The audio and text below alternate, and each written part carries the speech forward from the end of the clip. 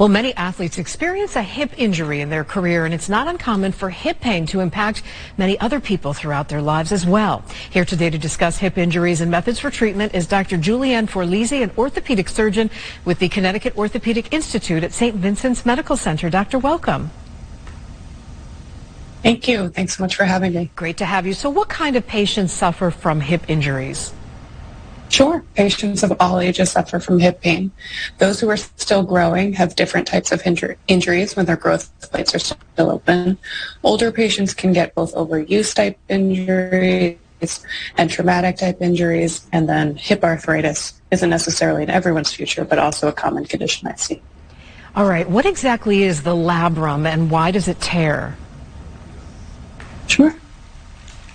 So one of the big issues we see is labral tears in the office, and the labrum is an extension off the socket side. So if the hip is a ball and socket, the labrum extends off the pelvis or the socket side, and it's a special type of cartilage. When repeatedly impact over a range of motion can tear, or it can be traumatic type injury. And we often see that in hockey players, in dancers, soccer athletes as well suffer from labral tears. All right. What does impingement mean?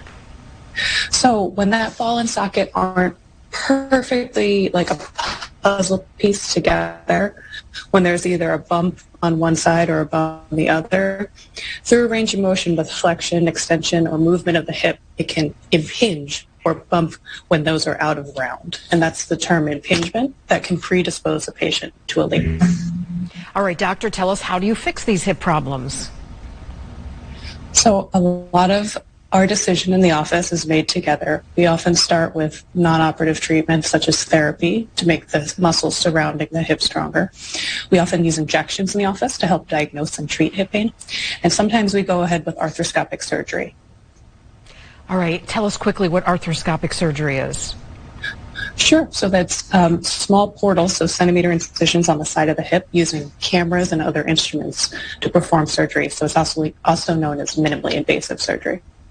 All right, Dr. Julianne Forlizzi with Hartford Healthcare St. Vincent's Medical Center. Thank you for all that information. Thank you so much.